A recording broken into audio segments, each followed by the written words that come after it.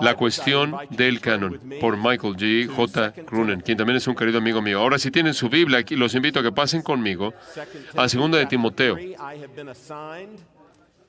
2 de Timoteo, capítulo 3, se me ha asignado 2 versículos gloriosos.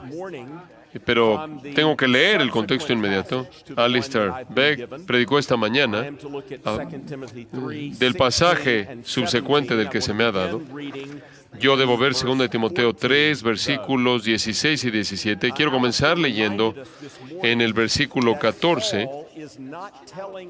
Alistair nos recordó en esta mañana de que Pablo no está diciéndole a Timoteo algo acerca de la Biblia que Timoteo no sabe ya, no conoce ya. Timoteo sabe y cree lo que Pablo le está diciendo acerca de la Biblia aquí. Y entonces necesitas hacerte la pregunta, ¿por qué Pablo le está diciendo a Timoteo esto? Y la respuesta, creo, que se encuentra en 2 niveles. En primer lugar, porque lo está animando, está alentando a Timoteo y le está recordando de una verdad que es absolutamente vital para que un ministro, para que continúe explicando las Escrituras día del Señor tras día del Señor, año tras año, fielmente confiando en que Dios va a llevar a cabo su obra a través de la palabra. Timoteo necesita recordar esto. Él es un joven comenzando en su ministerio. Él no está en donde Pablo está. Pablo ya está casi en la meta. Y Pablo puede ver la meta desde donde está parado. Timoteo apenas está comenzando. Él necesita que se le recuerde qué es la palabra de Dios. Él necesita ser alentado en esta área. Y en segundo lugar, Timoteo necesita entender cómo es que esta verdad se aplica tanto a su vida como ministerio. Y notarán que en el contexto, en los versículos 14 y 15, Pablo preaplica la verdad acerca de la Biblia que él explica en los versículos 16 y 17 a la vida de Timoteo. Y después, en 2 de Timoteo 4, 1 y en adelante, él aplica su predicación. Entonces, él aplica esta verdad a su vida y a su ministerio, específicamente. Y entonces, esta es la razón por la que Pablo está explicándole algo a Timoteo, que Timoteo ya conoce y cree. Ahora, ¿por qué digo eso? ¿Por qué te digo eso esta noche? Porque aquí estoy en un lugar lleno de pastores. Y como Alistair lo dijo en esta mañana, es muy poco probable que un crítico de crítica elevada se infiltró aquí a este auditorio en esta semana. Digo, si yo estoy viendo a los 7,000 que no han visto, si yo estuviera buscando los 7,000 que no han doblado la rodilla ante Baal, yo vendría a este lugar. Entonces, ¿por qué predicaría acerca de 2 de Timoteo 3, versículos 16 y 17? ¿Y por qué John me asignaría predicar 2 de Timoteo 3, 16 y 17 a ustedes? Porque, hermanos, ustedes necesitan ser alentados y necesitan recordar esta verdad de nuevo, porque el mundo en el que viven no les está ayudando a vivir la verdad de 2 de Timoteo 3, 16 y 17. El aire que respiras es tóxico. A donde quiera que te vuelves, hay ataques en contra de la integridad y autoridad, infalibilidad e inerrancia de las Escrituras, tanto en su teología como en su ética. Este mundo no te está ayudando a creer estas cosas. Y tú necesitas ser alentado a partir de la palabra de Dios, acerca de la palabra de Dios, para tu vida y tu ministerio. Y eso es lo que quiero hacer en esta noche. Quiero darte una palabra de aliento. Es mi privilegio el servir en una institución que está dedicada a preparar a pastores y a plantadores de iglesias y misioneros para la obra del Evangelio para el resto de su vida. Y entonces cada año estamos enviando a personas, cientos a la vez, para el servicio del pueblo de Dios en la obra de evangelismo y discipulado. Y lo que tienen para enfrentar este desafío no es más que la palabra de Dios. Y entonces es mi responsabilidad. Mi primera responsabilidad consiste, como alguien que dirige un seminario, es despertar y alentarlos, porque el mundo no le está ayudando a mis alumnos a creer esto, sí, y tampoco el mundo les está ayudando a los misioneros que están en el campo misionero a creer esto, y tenemos que nosotros como facultad tenemos que asegurarnos de que podamos invertir lo más que podamos en estos hermanos para que puedan permanecer firmes y fieles a la palabra de Dios. El Seminario Teológico Reformado inició hace 15 años atrás con eso en mente. Los ancianos en la Iglesia Presbiteriana Reformada, ellos ofrecieron una ofrenda si ellos iban a colocar a un hombre en esa silla que creyera en la inerrancia. Y la institución dijo, el presidente de esa institución en ese entonces dijo, ¿saben qué? No vamos a ser comprados por eso. Y dijimos, bueno, los ancianos de la iglesia dijeron, bueno, vamos a meter eso al banco porque no quiere. Y 4 años después se inició el Seminario Teológico Reformado, comprometido con la inerrancia de las Escrituras, y fuimos fundados sobre la inerrancia de las Escrituras. Entonces, para mí es algo en particular, algo único al estar aquí con ustedes en esta ocasión. Ahora, conforme este mundo, con su incredulidad tóxica, ataca tu alma, eso se expresa en 2 maneras. Una manera es que tú pierdas la confianza en la palabra de Dios. Esa es la tentación que te puede presentar, y he visto que eso sucede. Amigos a lo largo de los años en donde han perdido la confianza en la palabra de Dios. Y es muy probable que esa es una estrategia menos probable por parte de Satanás en contra de los hermanos que están congregados en esta conferencia que otra estrategia que es más probable de que la usa, porque estas son 2 maneras en las que él ataca. No solo está el producir una falta de confianza en la palabra de Dios, sino que desde otro ángulo hay una falta de confianza en el Dios de la palabra. Y creo que he visto más hermanos de trasfondos conservadores cristianos que lo que sucede es que dejan de confiar en las Escrituras. Si tú dejas de confiar en las promesas que Dios tiene en su palabra, si tú comienzas a creer que hay algo allá afuera que es mejor que el Dios de esta palabra y mejor que las promesas que Él te hace en su palabra, entonces estás a un paso de apartarte de su palabra. Y es interesante que Pablo se dirige a ese punto en este pasaje. Entonces quiero que abran sus Biblias y vayan conmigo en 2 de Timoteo 3, versículos 14 al 17. Permítame bosquejar brevemente la totalidad de ese pasaje para ustedes y después lo vamos a leer. Y me voy a concentrar especialmente en los versículos 16 y 17, tomando una pequeña frase del fin del versículo 15 también. Caminemos juntos en el versículo 14. Pero persiste tú en lo que has aprendido. Y Pablo le dice a Timoteo, básicamente hay 7 partes en este bosquejo, si quieres seguirme. No dejes de creer. Continúa creyendo, Timoteo. En lo que has sido arraigado es cierto, es verdad, no dejes de creer. En el versículo 14. Después, al final del versículo 14, sabiendo de quién has aprendido, en otras palabras le dice a Timoteo, Timoteo, recuerda quién te enseñó las Escrituras. Tú las aprendiste rodillas de tu abuela y de tu madre, conforme, así como Mark Dever. Tuvimos un panel de la inerrancia bíblica en una conferencia evangelística y yo le pregunté a John Piper, ¿por qué crees en la inerrancia bíblica? Y este es el hombre con un título de la Universidad de Múnich que ha estudiado al nivel más elevado, y John inmediatamente contestó, es lo que mi mamá me dijo que hiciera. Y esa es una buena respuesta. Esa es una buena respuesta. Y Pablo le está diciendo, acuérdate que tú aprendiste esto de tu mamá y tu abuela. Acuérdate quién te enseñó esto. Entonces le está recordando, la gente que se preocupaba por su alma le enseñó a creer la palabra de Dios. En tercer lugar, observa en el versículo 15, y que desde la niñez has sabido las Sagradas Escrituras. ¿Y de qué está hablando aquí Pablo? El Nuevo Testamento no existía cuando Timoteo estaba creciendo. Él apenas está recibiendo 2 de Timoteo ahora. Entonces, él está hablando de la Biblia hebrea, del Antiguo Testamento.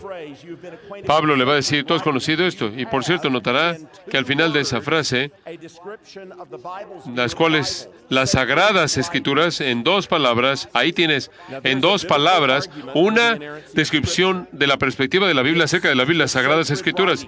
Y allá hay un argumento bíblico a favor de la inerrancia de las Escrituras, las Sagradas Escrituras. Está en la parte de afuera, en la mayoría de sus Biblias, Sagradas Escrituras.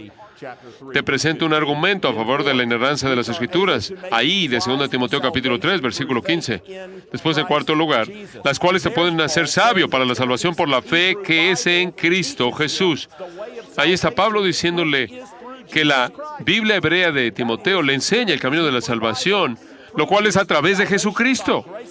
Esto es la Biblia hebrea de Timoteo predica salvación por gracia únicamente, en Cristo solo únicamente, por fe únicamente. En quinto lugar, versículo 16, toda la Escritura es inspirada por Dios. Ahí Pablo te está diciendo lo que son las Escrituras. Al final del versículo 16, y útil para enseñar, para redarguir, para corregir, para instruir en justicia. Para eso es. Versículo 17. A fin de que el hombre de Dios sea perfecto, enteramente preparado para toda buena obra. Eso es lo que hace. Ese no es mi bosquejo en esta noche. Te van a tener que sufrir 7.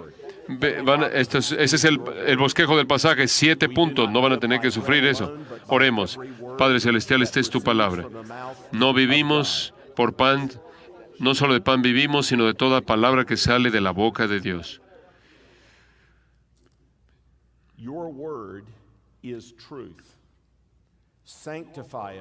Tu palabra es verdad. Santifícanos con tu verdad. Lo pedimos en el nombre de Jesús. Amén. Esta es la palabra de Dios. Óyela. De nuevo en 2 Timoteo 3, 14. Pero persiste tú en lo que has aprendido y te persuadiste, sabiendo de quién has aprendido y que desde la niñez has sabido las Sagradas Escrituras, las cuales te pueden hacer sabio para la salvación por la fe que es en Cristo Jesús. Toda la Escritura es inspirada por Dios, es exhalada por Dios y útil para enseñar, para redarguir, para corregir, para instruir en justicia, a fin de que el hombre de Dios sea perfecto, enteramente preparado para toda buena obra. Amén. Y así termina la lectura de la palabra santa, inspirada e inerrante, que Él escriba su palabra eterna en todos nuestros corazones. El apóstol Pablo le recuerda a Timoteo de lo que es la Biblia, de aquello para lo que es y lo que hace en este contexto, porque él está exhortándolo a vivir conforme al libro y ministrar conforme al libro. Y simplemente, y así como los salmos nunca nos dicen que alabemos a Dios, ¿por qué debemos hacer eso? A diferencia de muchas cosas que los cristianos cantan en la actualidad. El salmista siempre nos dice por qué debemos alabar a Dios. No nada más nos exhorta a alabar a Dios, nos dice por qué. Y así también, Pablo no solo le dice a Timoteo, vive conforme al libro, predica el libro, ministra conforme al libro. Él le dice a Timoteo, ¿por qué? Eso es lo que Pablo tiene en mente en este pasaje. Si ves el pasaje, 4 cosas van a saltar de manera inmediata. Le dice a Timoteo, recuerda de quién lo oíste, recuerda de quién lo aprendiste. Esas mujeres piadosas, tu abuela y tu madre, ellos conocían al Señor, amaban la palabra. Ellas te enseñaron a creer esa palabra. Se preocupaban por tu alma eterna, y te enseñaron a creer en esta palabra. Nunca pierdas de mente, nunca pierdas de vista en tu mente sus rostros conforme te enseñaban la palabra de Dios. En segundo lugar, Él apunta a lo que la Biblia es como un medio de aliento para vivirla y predicarla. Es la palabra exhalada por Dios. Y les dice, ¿para qué es? Es para enseñar, para redarguir, para corregir, para instruir en justicia. Es para enseñar. Y después, si pasas al capítulo 4, él inclusive dice, acuérdate quién fue testigo de tu ordenación. Te encarezco delante de Dios y del Señor Jesucristo, que juzgará a los vivos y a los muertos en su manifestación y en su reino. Esa es la nube que está viendo Timoteo. Esa es la audiencia que rodea al ministro cristiano, conforme es llamado al ministerio, Dios y Cristo. Los ojos del cielo están sobre ti y un día vas a rendir cuentas. Por todas esas razones, Timoteo, vive según el libro y ministra según el libro. Ahora, eso es muy importante que oigamos eso, porque vivimos en un mundo en donde por más de 200 años el ataque primordial en contra de la palabra de Dios ha venido por parte de personas que se llaman a sí mismos cristianos. Quizás lo viste en las noticias hace unos años atrás, a través de la Iglesia Presbiteriana de Norteamérica, Estados Unidos, y no es mi denominación. Anunciaron esta denominación, que las Escrituras solo es un punto de referencia de la palabra de Dios, no es la palabra de Dios. Y él procedió a decir, este líder, sola Escritura está muerta.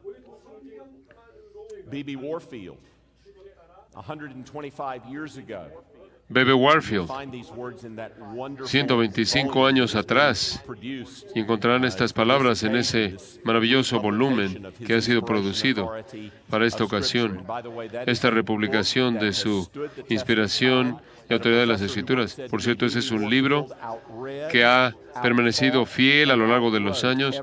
B.B. Warfield escribió y se excedió, sobrepasó a todo hombre en su generación, y creo que tenía razón. Y con toda certeza es una de sus mejores obras. B.B. Warfield dijo, en donde 5 pensadores avanzados se congregan, por lo menos 6 teorías acerca de la inspiración probablemente son expresadas. Difieren en todo punto concebible, porque en todo punto concebible dicen uno. Están de acuerdo en que la inspiración es menos determinante y menos influyente de lo que antes se había pensado, o quizás no es tan considerada en círculos menos iluminados. Ellos están de acuerdo en que es menos de la verdad de Dios y más del error de los hombres en la Biblia que los cristianos quieren creer. Ellos están de acuerdo también con que la enseñanza de la Biblia podría estar en esto, aquello y allá, ahí, allá o por acá, algo descuidado o abiertamente repudiado. Y esa es la razón por la que es tan importante que nosotros vengamos a este pasaje en esta noche y oír lo que Pablo dice acerca de la Biblia. Al final, todos nosotros vamos a tener que decidir si estamos de la mano con Pablo o si estamos en contra de él, si estamos con Moisés o nuestros contemporáneos, y en últimas, con Jesús o nuestros contemporáneos. Y lo sorprendente de este pasaje en esta noche es que van a ver que lo que Pablo está diciendo aquí lo acaba de recibir de Jesús. No te está diciendo nada que Jesús mismo no ha dicho antes. Él está diciendo lo que Jesús dijo acerca de las Escrituras a Timoteo. Y entonces veamos este pasaje juntos en esta noche. Y hay tres cosas que quiero que vean que Pablo escribe.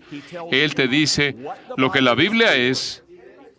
Él te dice aquello para lo que es la Biblia, y te dice lo que la Biblia hace. Y aquí está esta exhortación, Timoteo y pastores fieles. Vivan conforme al libro, porque viene de la boca de Dios, porque es el libro más práctico en este mundo y porque te dice cómo vivir con Dios. Entonces veamos lo que Pablo dice. ¿Qué es el libro? ¿Para qué es? Y lo que hace. En primer lugar, en esta afirmación triple, Pablo habla de la naturaleza, las cualidades y la utilidad de las Sagradas Escrituras. Veamos lo que dice de la naturaleza de las Escrituras. Él dice aquí que la Biblia es exhalada por Dios. Y en tres palabras expresa la doctrina de inspiración plenaria verbal. Tres palabras, amigos. Pasa, grafa, deunustos. Toda la Escritura es inspirada por Dios. Ahí está.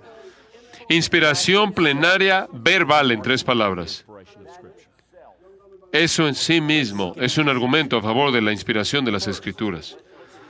Veamos cada una de estas palabras. En primero, toda la Escritura o cada Escritura. De hecho, no importa de qué manera lo tomes. Si lo tomas como toda, ya hay razón para tomarla como toda. Se refiere entonces a la Biblia como un todo.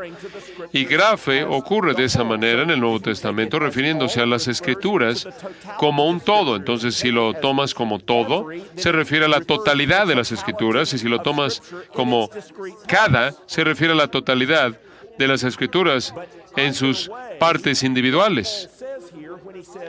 Pero sea cual sea la manera en la que lo tomas, lo que dice Pablo aquí cuando dice toda la Escritura es inspirada por Dios, es que de manera clara expresa que ninguna teoría de inspiración parcial o selectiva puede alinearse con lo que él está afirmado acerca de la palabra de Dios aquí. Siempre han habido personas que dicen, yo creo en la Biblia, pero no creo que Jonás fue tragado por un pez grande. Yo no creo que Adán y Eva fueron creados de manera especial por parte de Dios. No creo que hubo una serpiente que hablaba. Ese es un mito teológico. Yo puedo aprender verdades escriturales de estas cosas, pero no creo en estas cosas en particular. Hay todo tipo de argumentos en contra de la Biblia en la actualidad que dicen cosas así. Bueno, la Biblia fue tomada de cosmologías paganas y hay cosmologías por todos lados. Y la Biblia incorpora esas cosmologías en sí misma. O la Biblia comete errores históricos acerca de culturas o de la historia. La Biblia da evidencia de teologías competitivas y el apóstol Pablo dice, permíteme explicarte algo. No toda la Escritura es inspirada por Dios. Las genealogías en Génesis, en Crónicas, son exhaladas por Dios. Esas partes que adormecen nuestra mente por el detalle en Levítico, esos detalles son exhalados por Dios. Esas historias deprimentes en Jueces son exhaladas por Dios. Toda la Escritura es exhalada por Dios, no solo Juan 3:16. Toda la Escritura es exhalada por Dios. Entonces, la inspiración plenaria, toda la inspiración, no selectiva, no parcial, sino total. En segundo lugar, verbal. Nota lo que es inspirado. Esto ni siquiera está hablando de cómo el Espíritu Santo llevaba a los escritores de las Escrituras. Se está hablando del producto. ¿Qué es lo que es exhalado por Dios? La Escritura. Es objetivamente inspirada, en otras palabras. Pablo no está diciendo que la Biblia es inspirada conforme te inspira a ti. Esa es una teoría subjetiva de la inspiración. Él dice que la Biblia es objetivamente inspirada. Las palabras mismas son el producto de la inspiración y son inspiradas. Cuando fui un alumno en la Universidad de Edimburgo, hubo un alumno que tuvo un debate entre Nigel Cameron, quien estuvo ahí, un creyente en la inerrancia bíblica, y Graham Moll, quien era un profesor del Antiguo Testamento, y él era un creyente de la inerrancia bíblica. Y durante ese debate, el moderador les pidió a ambos que presentaran su definición de inspiración, y su definición de Graham dijo: yo creo que la Biblia es inspirada en que me inspira a mí. Y Nigel Cameron lo dijo en medio del debate. Dijo: no. ¿Perdón, qué? Samuel Taylor Coleridge, él expresó eso en el siglo pasado. Todo el mundo sabe que ha estado mal desde ese entonces. Esa es una perspectiva subjetiva de la inspiración. La Biblia es inspirada porque me inspira a mí. Eso no es lo que Pablo dice. Lo que él dice es que Pablo exhala su grafe, su escritura. Así como él dice en 2 Corintios 3, cuando habla de la lectura del Antiguo Pacto, eso es algo que puedes leer. Él está hablando ahí de la Torá. Ahí. Cuando Moisés escribió el Antiguo Pacto, sus ojos estaban velados. Algo que puedes leer. Las lecturas, los escritos están inspirados.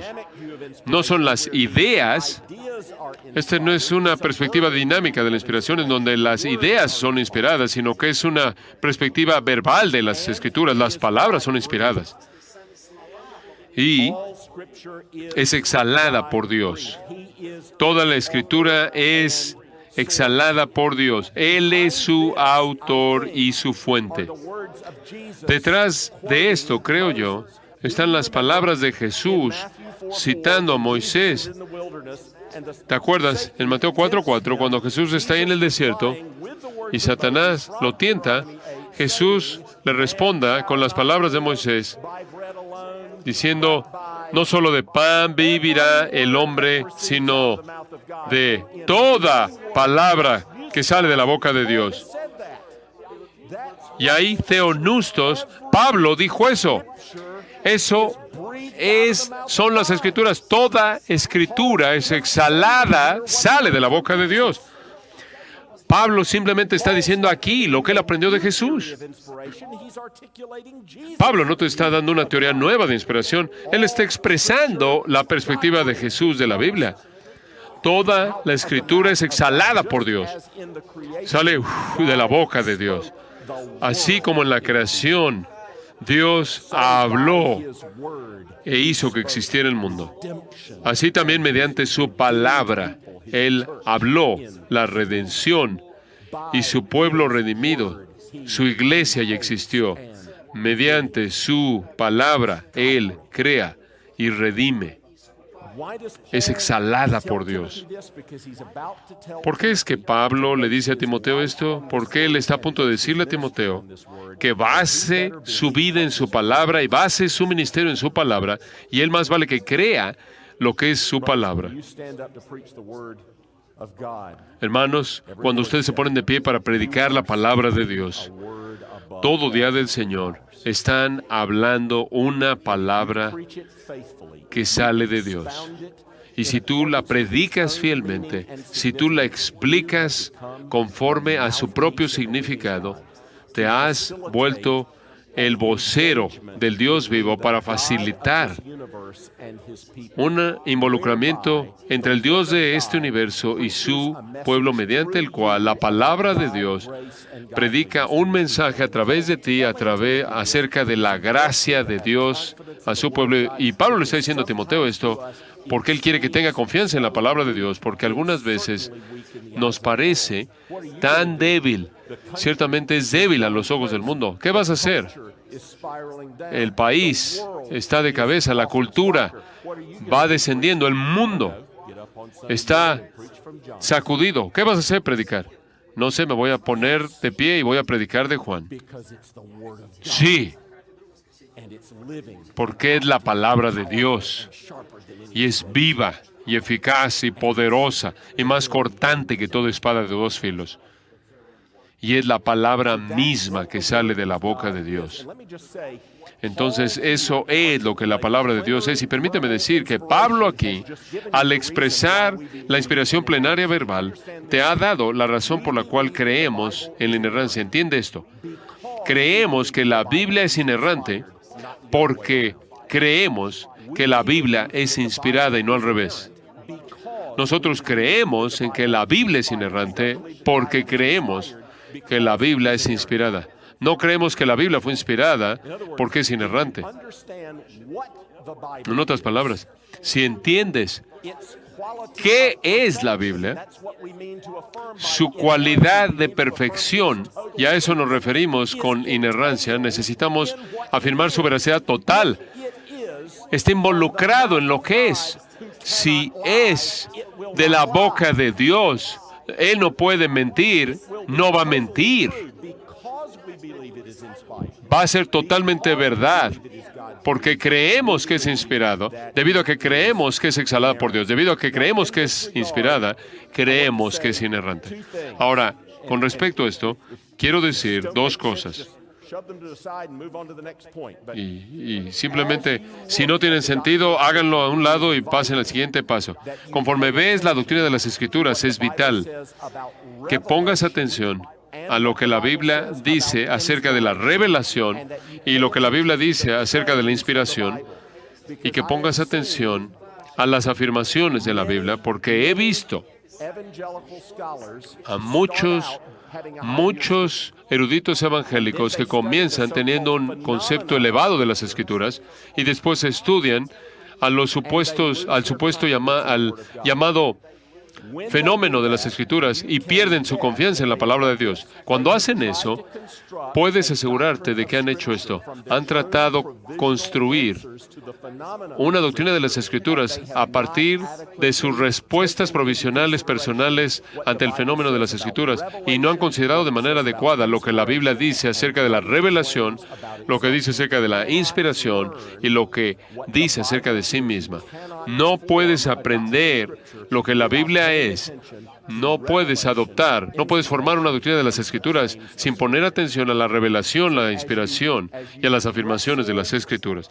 Entonces, conforme luchas con la doctrina de las Escrituras, muévete de sus afirmaciones y lo que enseña acerca de la inspiración y revelación a tu doctrina de las Escrituras, y entonces puedes lidiar o enfrentar con el fenómeno de las Escrituras, pero no te muevas del fenómeno de las Escrituras y después tratas de leer sus declaraciones, sus afirmaciones y lo que enseña de la revelación e inspiración a la luz de tu respuesta provisional ante el fenómeno de las Escrituras. De lo contrario, te vas a convertir en un liberal. Segundo punto. ¿Para qué es la Biblia? Pablo aquí en 2 de Timoteo 3, al final del versículo 16, te dice para qué es la Biblia y te dice que es útil, es benéfica, es útil para enseñar, para redarguir, para corregir, para instruir en justicia. En otras palabras, Pablo hace una afirmación enorme acerca de la Biblia. Él no meramente está diciendo que es relevante. Él dice que es útil. Y esos son puntos muy diferentes. Relevante no tiene que ver mucho de la Biblia, no dice mucho lo suficiente. En esta noche puedes decir, por ejemplo, la gasolina es relevante para la vida de mi automóvil. No voy a pensar que tú eres brillante si dices eso. Claro que la gasolina es relevante para la vida del motor de tu automóvil. El problema es que relevante no dice lo suficiente. No solo es relevante, es esencial. Ahora, la Biblia no solo es relevante, porque tu responsabilidad como ministro no es hacerla relevante. Porque ya lo es, y B, porque no lo necesita de ti. La Biblia que tú tomas para predicar de ella el domingo por la mañana ya es más que relevante. Es útil. Y es útil, Pablo dice, para 4 cosas. Es útil para enseñar, para impartir la verdad de la palabra de Dios. En segundo lugar, es útil para redarguir, esto es, advertencia en base a la palabra de Dios contra los errores de la creencia y la conducta, errores de creencia y de conducta. En tercer lugar, es útil para corregir, esto es, redirigir. Este es el lado positivo de la advertencia. No solo dices, sabes qué decirle al hermano que está errando y le dices, está mal, no hagas eso, sino que buscas que crea lo que es verdad y buscas que viva como Dios lo llama a vivir. Quieres ganar de regreso al hermano. Y entonces la corrección es esa redirección que se lleva a cabo conforme estás desafiando a la incredulidad o la manera de vivir equivocada, y es útil para instruir en justicia, para discipular y preparar al creyente en piedad. O sea, ¿te acuerdas cómo Pablo le describe a Timoteo? En 1 Timoteo 1, 3 al 5, la meta del ministerio, porque la meta de nuestro mandamiento es amor, nacido de corazón limpio y de buena conciencia y de fe no fingida.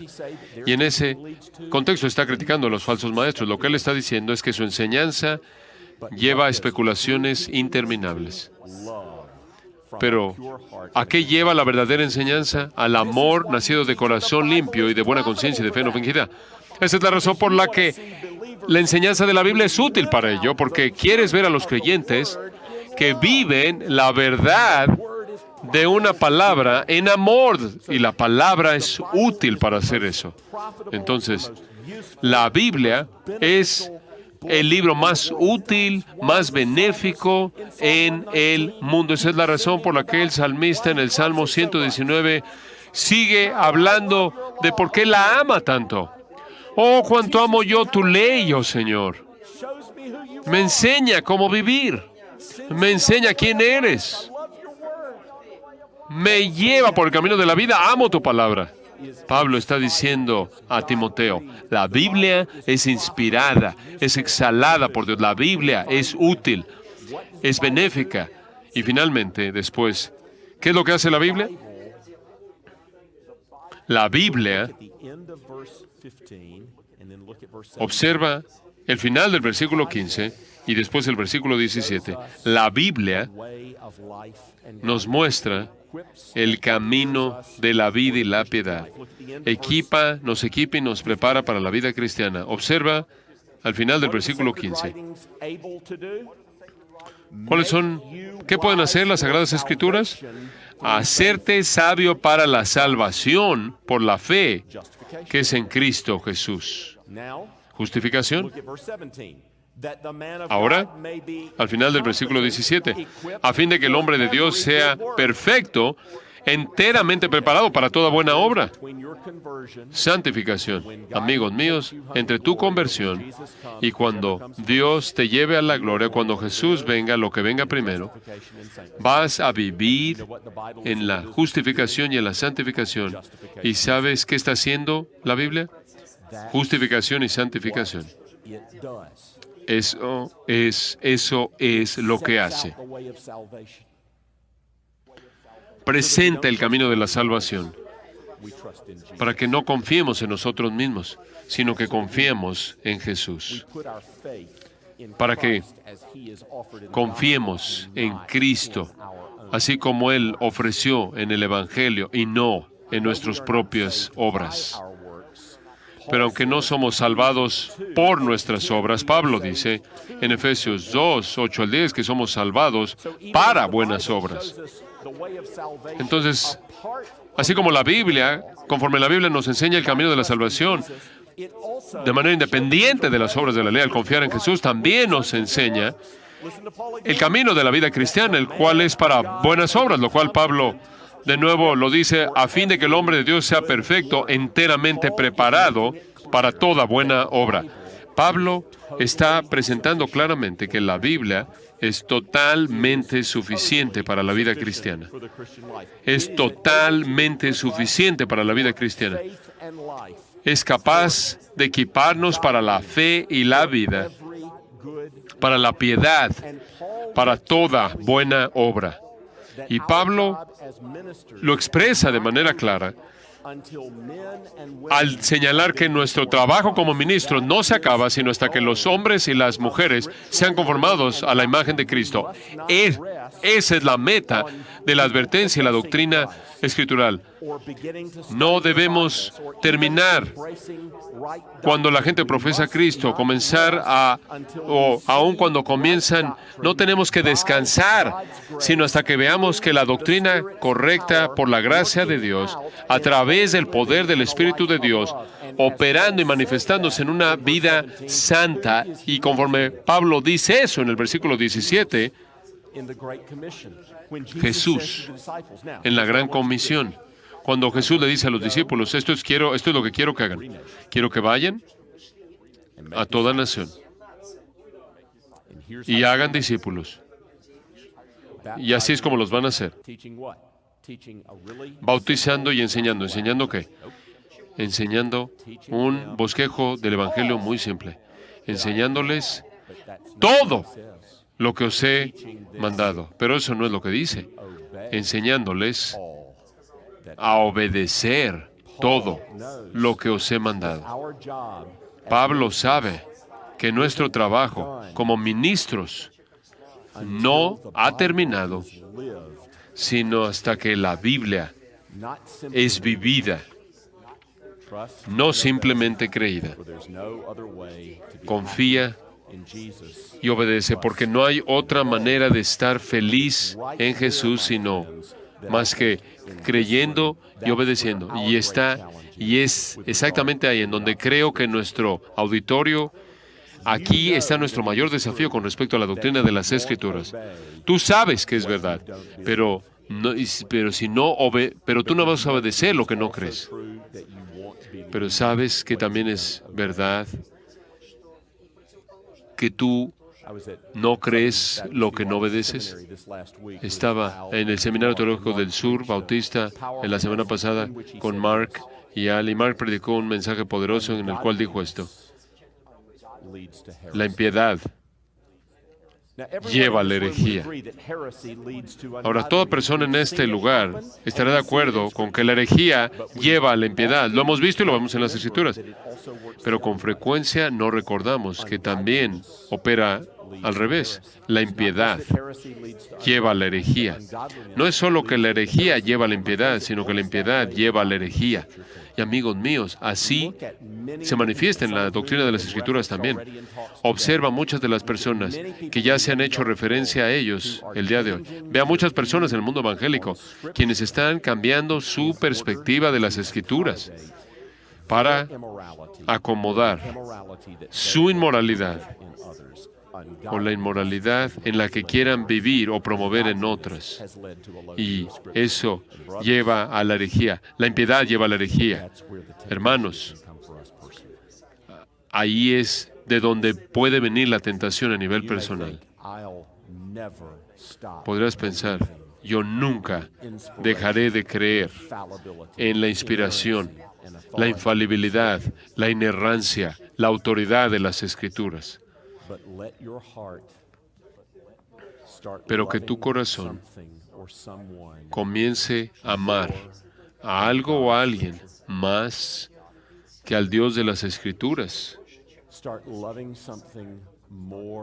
Que comience a amar algo más que las promesas de la palabra.